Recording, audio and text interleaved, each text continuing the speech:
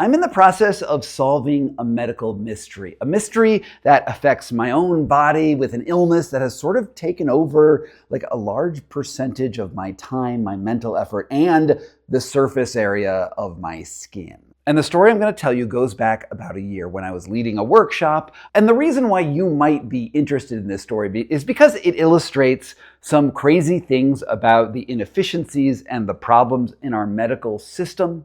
Also, the really weird things that bodies do. And the way that diseases manifest in ways that doctors, honestly, they don't all fully understand. And where therapies in the mainstream medical industry can sometimes work really well, but also how a lot of doctors are just shooting in the dark. Okay, so here's what happened.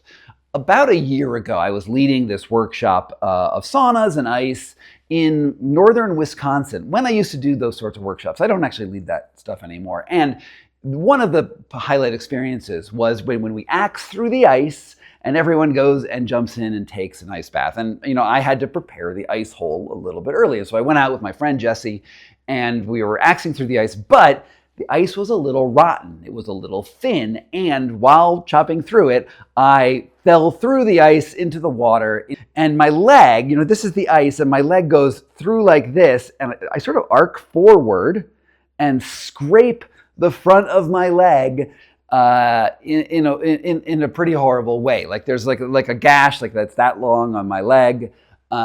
It sort of like cut through the fascia in the front and like scraped it up so that I had this big like mango seed like lump of flesh under my skin. And, it wasn't great, but I still did the workshop and I bandaged it up and I put on antiseptic and all the normal things you do for wound care. And I figured it would go away pretty quickly, but it didn't go away quickly at all. In fact, it just sort of got worse over time. The ice hit me right here and it scraped up like that. And then you can see this whole area here is sort of red and nasty, and that's all super inflamed.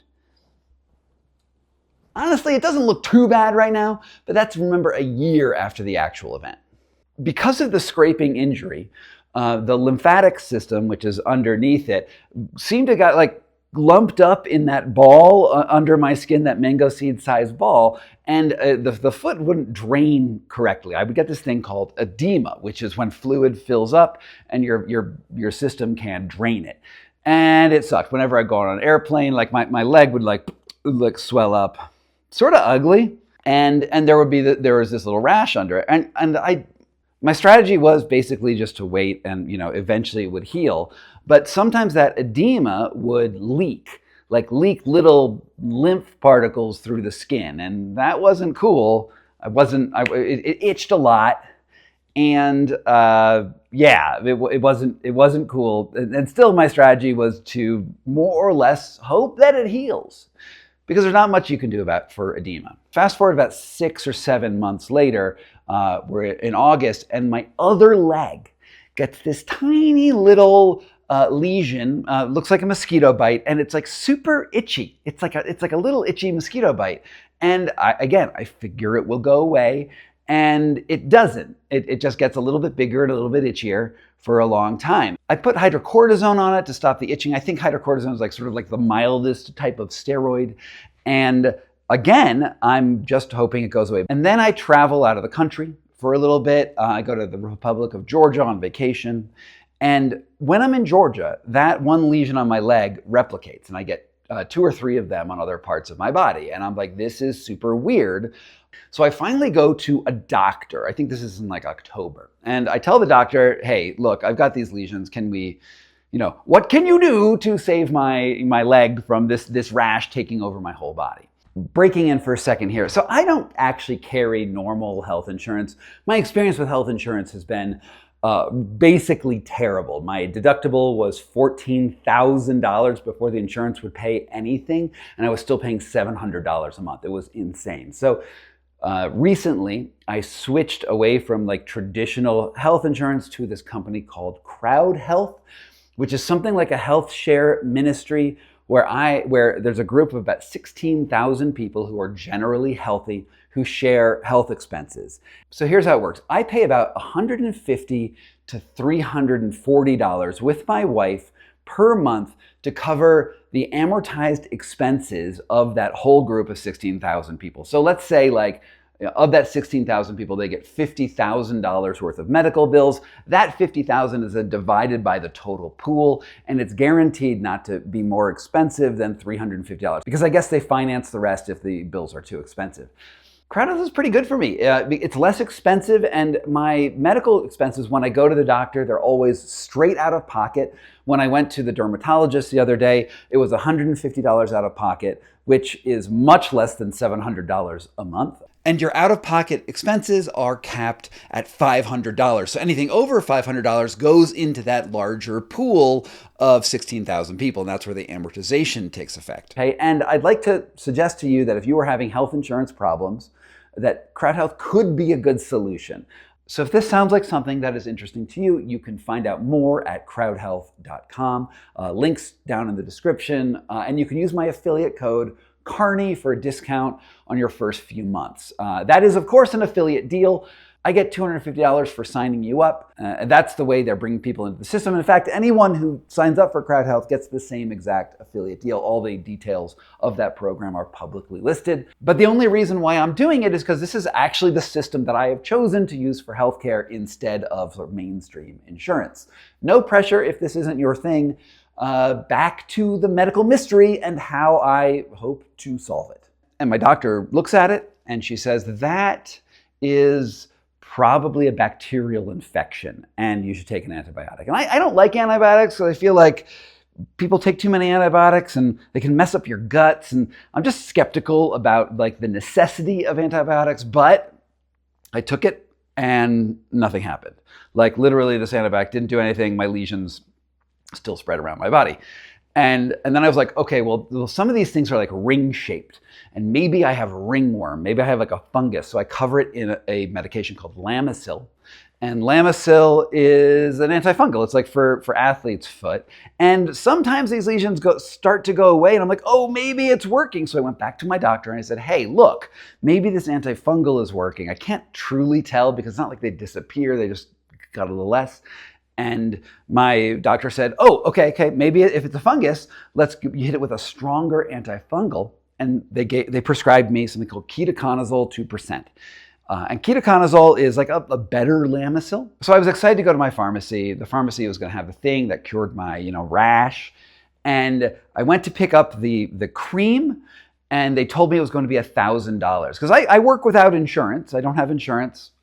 And that's sort of the way things go. And the reason I don't have insurance is because insurance is a freaking scam in America.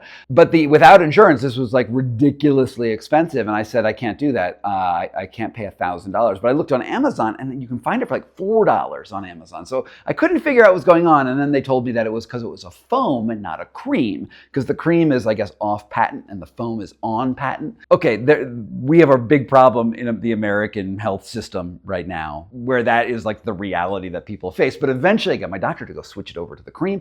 And then I put on the cream and I watch my lesions pretend to go away. They sort of go away sometimes, and then they spring back, and then they sort of go away. It doesn't make any sense to me. And all this time, I have a wife, she's a wonderful person, and I'm in bed with her quite a lot, and she hasn't gotten a single one of these lesions. And if it was ringworm, well, she would be getting ill too. She would have nightmares about getting these lesions. She would tell me about them. I'm like, sorry, babe, I don't know what to do. And she never got them. And then yesterday, I finally got an appointment with a dermatologist. And I was like, what's going on? I told her this whole story. And she looked at it, and she saw the injury on my leg. And she saw the round spots on my hands and my arms. See, do you see that? My arm right there? Yeah, that's part of it. She saw all these lesions, and she said, you know what? They're actually all the same thing. She said, when you injured yourself in the ice, your immune system said, oh my God, this is terrible, and it was trying to go fix that problem. And in the process of trying to fix the leg injury, it sent off signals to the rest of the body that this injury was still healing, and maybe you should heal other similar parts around the body. And maybe like it's dry in Colorado, and maybe like a little bit of skin got irritated, and then it goes in and it creates the situation of eczema. And so I'm having these eczema things all over my body, which means essentially it's sort of an autoimmune issue where you get an initial insult to your body, an initial injury, initial cause, and then the immune system eventually is like, oh, well, maybe this problem is actually everywhere and it's going all over my body. So the doctors now prescribe me steroids for this, and I think that's a great idea. Steroids will suppress the immune system locally, and instead of my immune system causing this itching and damage, it should fix it, unless the doctor is wrong. And the doctor, of course, could be wrong. We're going to go find this out. I will also be doing saunas and ice baths because, I wrote a book about how those saunas and ice baths can help.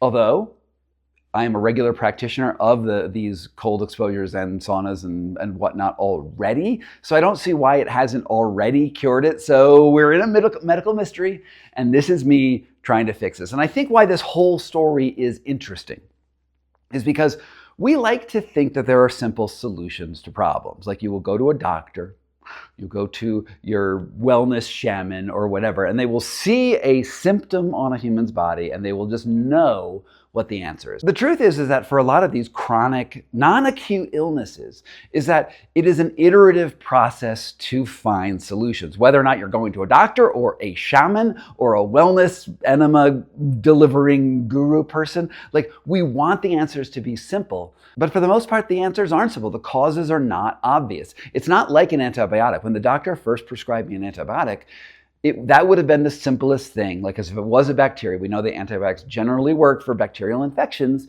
and it would resolve, and you'd be like, you're a doctor, you're a genius.